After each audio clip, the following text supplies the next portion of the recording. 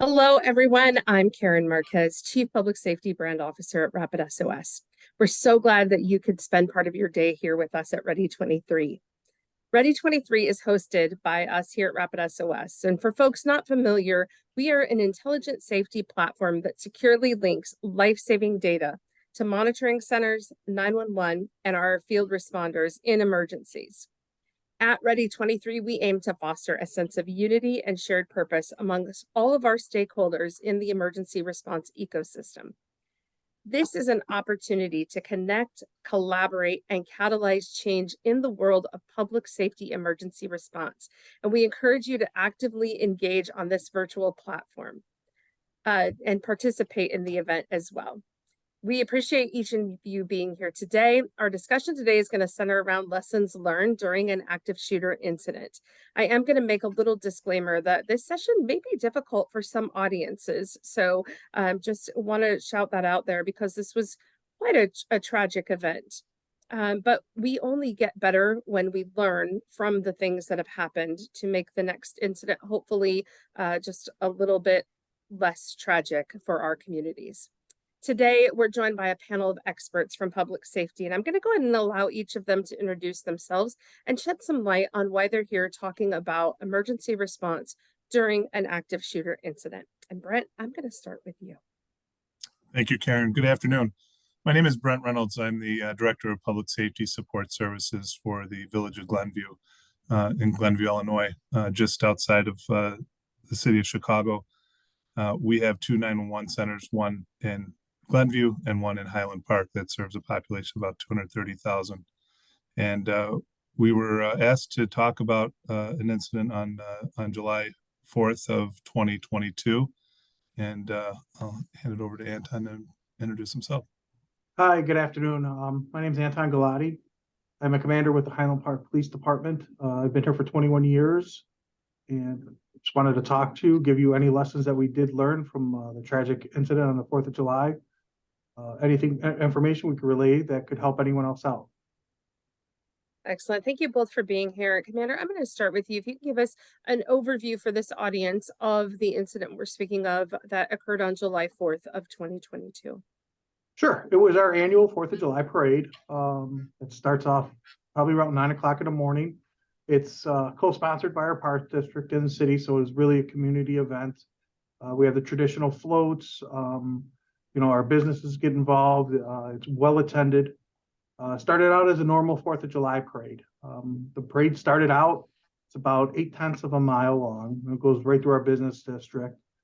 At 10:14 a.m., as the parade reached Central and 2nd, shots rang out. And it was very quickly communicated over the police radio by officers of what was occurring.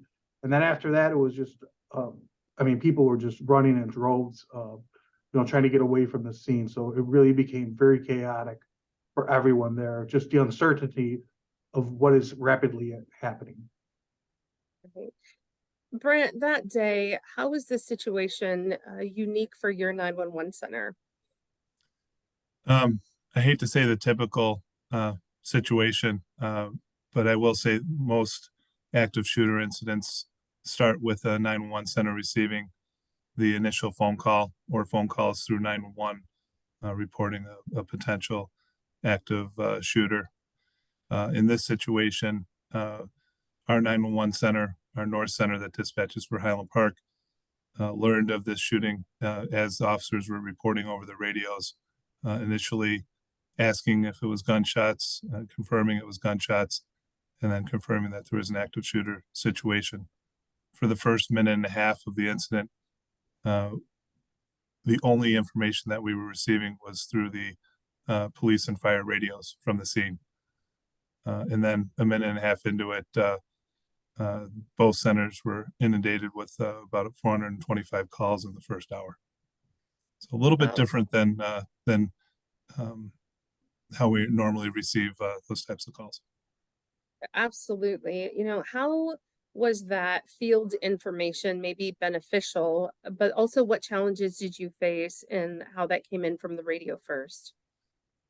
Well, even in the chaotic situation, the the responders, police and fire, were providing great detail. They're professionals providing information for other responders. So that was definitely a benefit. In the 911 center, something that, we don't really think about, but we definitely learned that our telecommunicators are both dispatchers and call takers. They're trained in both. And we do our best to answer all calls immediately. And in that situation, the telecommunicators that were on the police and fire radios were still trying to answer calls and also record information from the responders. And that they quickly learned was not a good approach.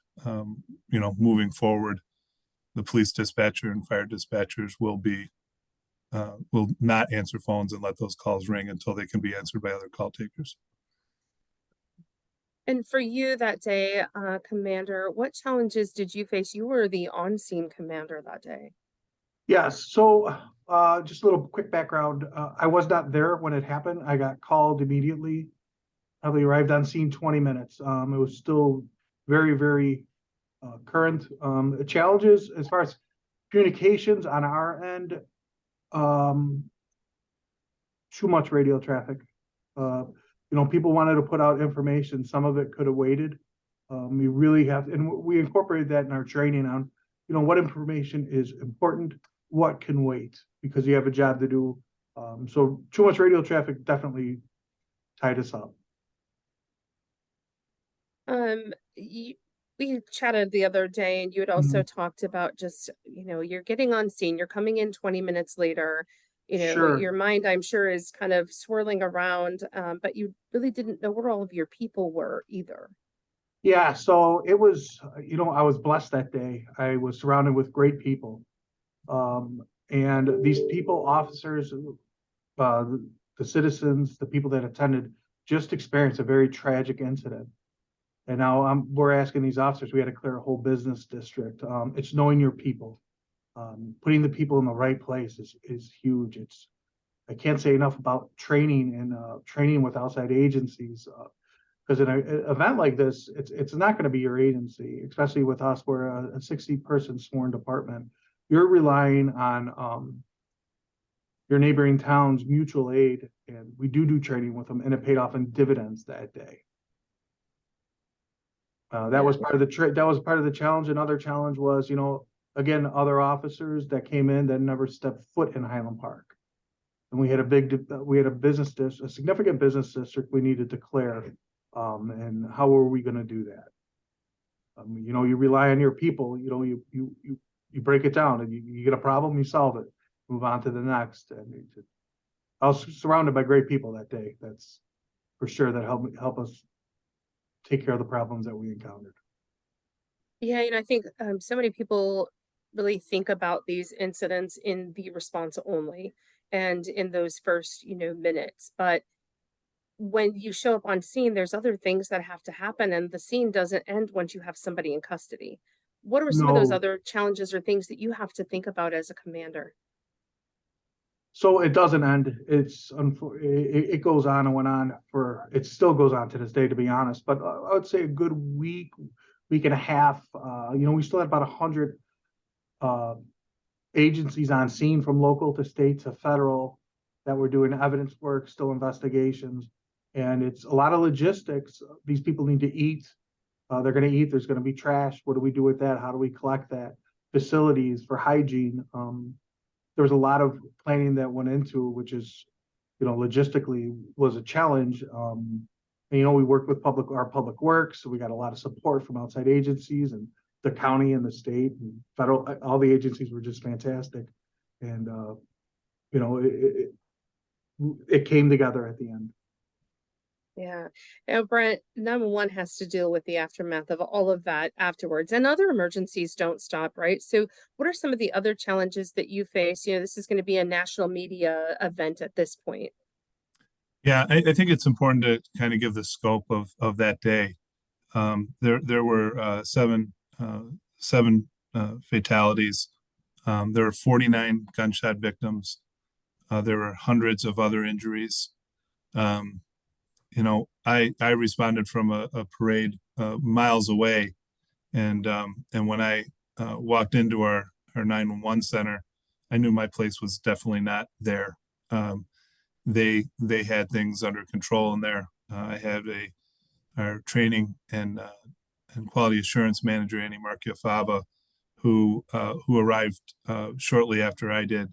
And I took two of my supervisors and left the building and went to the command post and put her in charge. And I have to say, it was one of the best things that I could have done.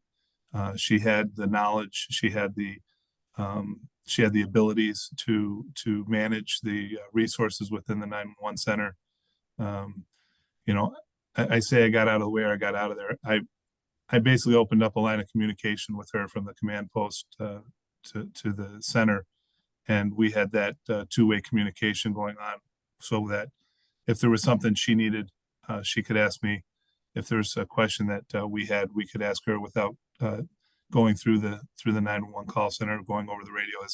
As Commander Galati stated, there was so much radio traffic in so many different agencies, and it really helped. We were challenged with. We had SWAT team negotiators that were in our 911 center because the offender was still on the loose for, I would say, about 7 hours, I believe, with not knowing where he was. And as you said, there were still emergencies going on within not only the city of Highland Park, but the surrounding communities, and making sure that we were coordinating those responses. And when you have a shooter on the loose and no idea if that offender is still in town, you're not sending fire out on calls by themselves. And there's a lot of those challenges. And the one thing I would say to everyone that's watching this is make sure that you prepare all of your staff to be able to be the leader when the top leadership's not there. This was July 4th. We had 3 people working in the North Center and 5 in the South. We had 1 supervisor, and pretty much everybody working that day, with the exception of 1 or 2, were our newest employees. They need to be able to know without having to ask the supervisor what to do next. And that's probably the biggest lesson that we took out of this, was making sure you prepare them with you can never plan for the exact situation, right? We always train for active shooters in schools or in businesses, but none of us have trained for active shooters in an urban environment, parade route type situation. And there's a lot of things that, with the proper training, helped it go successfully, even though it wasn't an active shooter in a school. Yeah, after obviously the suspect was apprehended, and in the days following, because this was such a large event, you also had politicians that show up. And I think even in our local events, we always have maybe a mayor, city council members, and folks like that show up. How does that create some, maybe additional stress or workload on your telecommunicators when these things happen?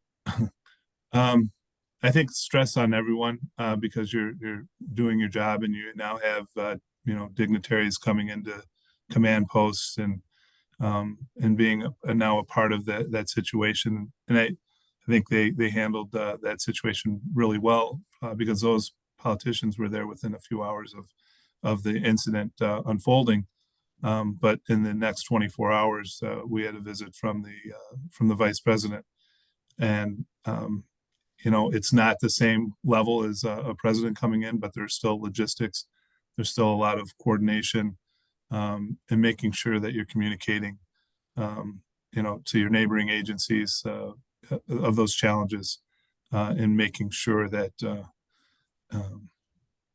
you're still providing that same level of service to all the others in the public while you're dealing with a dignitary visit, or trying to communicate or answer questions of the politicians.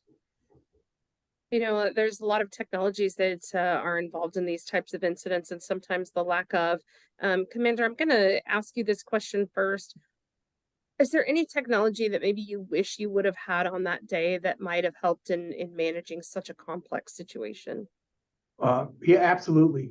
Drones, number one, like Brent brought up earlier, what was the mission after this happened and before, pre-surveillance, and then afterwards, what's the mission? Were we still looking for the offender? We don't know. I mean, we had to rescue people sheltered in place. I think we were doing it to 7 or 8 o'clock at night, and then escorting them through a crime scene. With drones, would be able to do surveillance, and establish routes and pre-surveillance too. They have passed a law because of this occurred that we are able to utilize drones. Mapping is another aspect. One of the challenges we did face is when other people from different agencies came to help. And I'll be honest, at first there was very limited people and a huge job to do. And then I turned around and I felt like I had a sea of people with a job to do, right? How do we manage that? You divide and conquer, you rely on your people, the right people in the right place. Mapping, like overlays would have been tremendous if we'd be able to have an app or something on a phone to help us figure that out as far as like break it down into grids, because that's essentially what we did. Broke the city down into sections. We assigned them the teams. We tried to pair them up with our people or people that were familiar with the area, and we searched that area. Then we double tapped it, made sure it was searched it again. So thank you for that. Brent, any technologies that you wish you would have had on that day? Absolutely. I think the one technology that I thought was missing that we now have in place is the ability to put basically mobile or a view of CAD in the hands of the officers. As you can imagine, in a situation where you're getting all kinds of descriptions and sometimes photos, even the mapping, being able to put that at in the hands of the responders, whether it's your own agency or neighboring agencies that may use the same solution, being able to send messages, being able to run names. Commander Galati's, most of his officers were on the tactical side, right, doing searches and escorting folks. But there were also those investigators that were out. We didn't know where they were. There was no way of tracking them at that time. Now with our handheld solution, CAD solution, we're able to do that. And I would say that would have been a tremendous help. Again, trying to reduce the radio traffic that you can accomplish by doing digital communications. Right. Can you, Brent, describe just a little bit about how your agency leverages RapidSOS and that impact that maybe it's had on your community? And obviously, this situation is very different, so not necessarily related to this incident, but in general. Sure.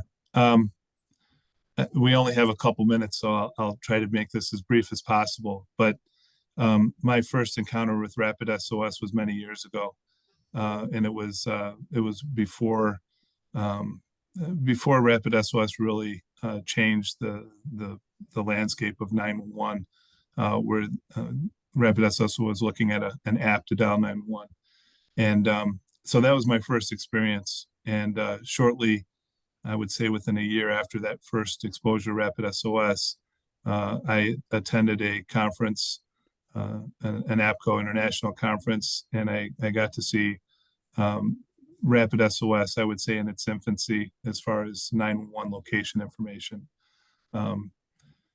It truly is a game changer. It is something that when we first received 911 caller location, taking it from a football field down to a parking spot in a parking lot, it was somewhat sad to me that it took so long for us to get that. But thankfully, with RapidSOS, we have that in our hands now. And each day it seems like RapidSOS is coming up with new ways, new technology to provide much needed, and sometimes we don't realize how much we need it until we get it.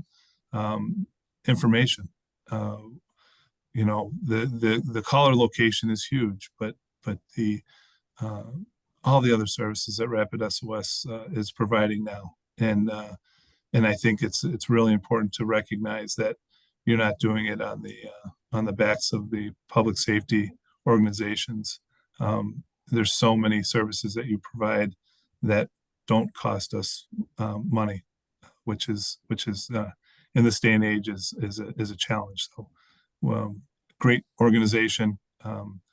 One of those that you know, when you look back 10 or 20 years from now, RapidSOS stands out there as an industry leader and definitely, like I said, a game changer in 911. Well, I thank you for all of that.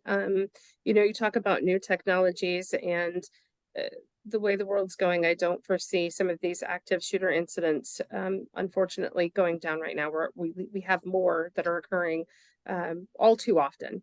And with that, how do you envision the evolution of emergency response technology, like over the next decade or so? What opportunities or challenges do you foresee related to this incident and many others that we read in the news?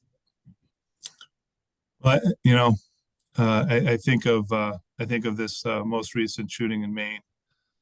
It wasn't a single scene; it was a multiple location incident. Mapping is huge. Location, caller location, data. You know, being able to share data that we receive in the 911 center out to the officers. Or the firefighters responding, being able to get that data in their hands earlier, getting them the ability to see the maps. You know, Commander Galati talked about mapping, being able to put information on a map in front of officers instantaneously is huge. Being able to communicate via text and all those features, as we continue to see increased active shooters and other tragic events unfold, the expectation of the public is that those in police, fire, and 911 are going to come to their rescue, and their I guess expectations are much higher because of the technology that they have in their hands. Whether it's their cars that can send the telematic information to the 911 center, the hospitals are going to be looking for that information much sooner into the incident. It's just it's always been a catch up on the 911 side, and really we're seeing I would say a very rapid changing environment for public safety, thanks to the partnerships with RapidSOS and their other providers. Thank you. Commander Galati, what about you envisioning evolution of emergency response technology, especially as you work with your 911 center? I think I hit on that mapping, of course, in the use of drones. I think we're really going to see that start to take off. The challenges would be our legal restrictions, what we can do with the drones. Live streaming with drones is huge. It gives you a lot of intelligence live. You're not waiting for it. We use it now, and it is a very beneficial tool that we have. And I think if we expand on the uses of drones, it would be a great asset. Amazing. You know, we had an opportunity to chat the other day, and I can just sense your heart and compassion for not only your community, but for your staff and your teams that were working on that day. And with that, I just want to sincerely thank each of you for your time and sharing your insights. Our heart goes out to you and your communities, and you continue to grieve, mourn, and remember the days of that incident. And of course, we're bringing it up again today, which can open up some wounds. So thank you for your leadership and what you did for your staff, for both of you. The trust that you've built with them as well, I think, is evident in the way that they were allowed and empowered to do what they did on that day. And so just thank you to both of your agencies for the way that you serve your community. We can learn a lot from that. With that, I just again want to thank you for sharing your insights, and we're so grateful that you're part of this RapidSOS Ready community. For folks that have any questions, please connect with our panelists. You can send that through me, and we'll make sure that you get connected with these folks. Contact me at kmarquez@rapidsos.com or connect with me on LinkedIn. Now, we have many more engaging sessions to continue the rest of this afternoon, so be sure to explore them, and more on the Whova platform. Thank you all for being part of today's event. Brent, Commander, thank you so much for being here today and for what you do. Karin, thank you. If I can just say one thing before we wrap up, appreciate your thoughts and always your support. The RapidSOS team they're top notch. But I think it's I want to take a minute and just recognize that the city of Highland Park, from their city manager to the line level staff, whether it's their public works, their fire department, their police department, I will tell you, in a time of great challenge, they rose to the occasion, and it was I hate to say it's a privilege, but it was I'm glad that I was working with them on that day, and that those who were in Highland Park and were impacted by that, that they had such a great team of responders there to be there to respond to that very challenging day. Amazing. Thank you so much. Fantastic final words, mic drop moments, and thank you both for sticking through with us for the rest of the day as well. Thank you. Thank you, Karin.